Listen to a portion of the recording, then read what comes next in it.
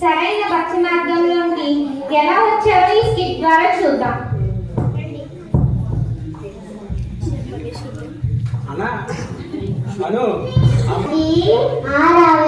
వచ్చి కూర్చో.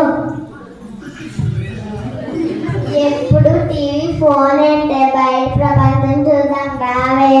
బాబుని తెలుసు మా పెద్ద గయ్యాలు ఒప్పిస్తాను పదవే. సరే పద అడుగుదాం.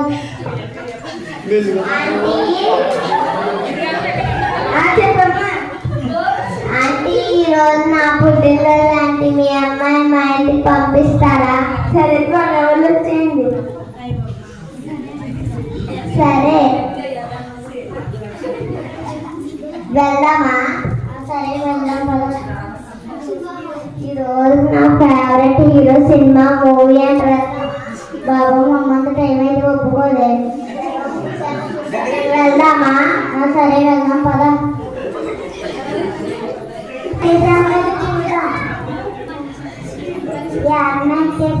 చూద్దాం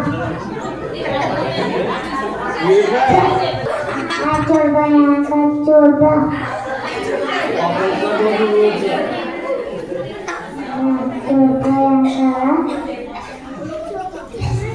అరే జాన్, ఎప్పుడా టీవీ క్రికెట్ ఛానల్ వెళ్ళి చదువుకో.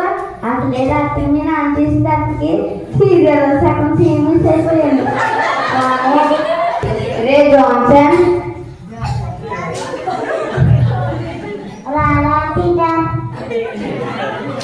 అలా దిగులో ఉన్నావు.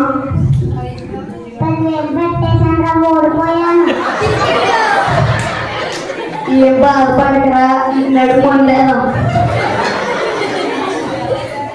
నన్ను ఒప్పుకోదరా. ముందులో ఉండే రారా.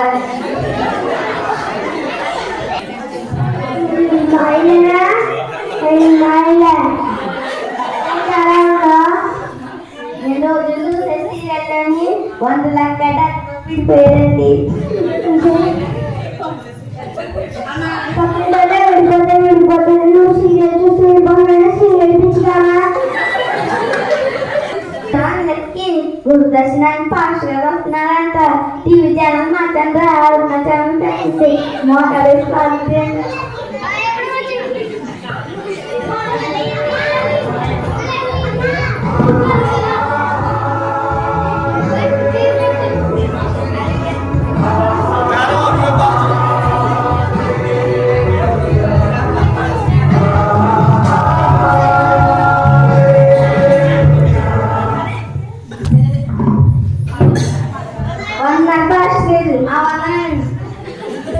రోజు ఇలాగే కుటుంబాలను పెట్టుకుంటామండి.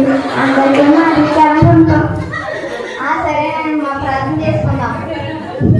మహాపరిశుద్ధమైన మా ప్రియ తండ్రి, ఈ కుటుంబాన్ని మొత్తం కాపాడి ఆశీర్వదించండి. ఆమేన్. పూర్తి నిస్సహాయ స్థితిలో పీటర్ ఇంటికి రావడం.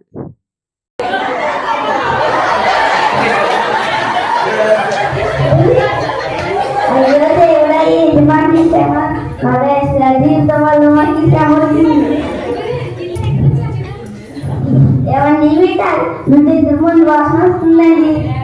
నిజమే.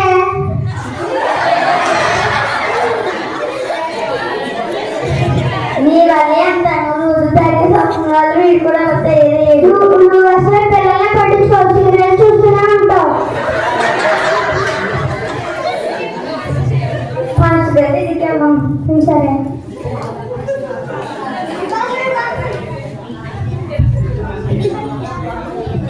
ఏమైందమ్మా అలా ఉన్నారు? జీవితం వల్ల చిత్రం వచ్చిందండి. అది ఎవరు క్షమించగలరా? క్షమిస్తాడమ్మా మిమ్మల్ని. సరే ప్రార్థన చేద్దాం. మహాపరిశుద్ధుడైన మా ప్రియ పరలోకమందున్న మా తండ్రి, ఈ యొక్క కుటుంబాన్ని మీ యొక్క మార్గంలోకి నడిపిస్తారని వేడుకొంచున్నాం మా పరమ తండ్రి. ఆమేన్.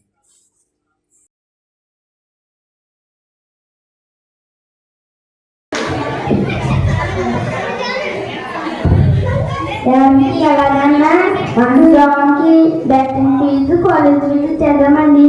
చదువుండాలి.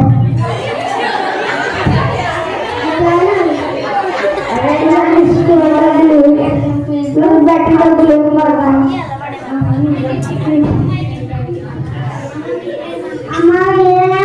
మేమేరా అది ఎవరు మమ్మల్ని క్షమించగలలేదు.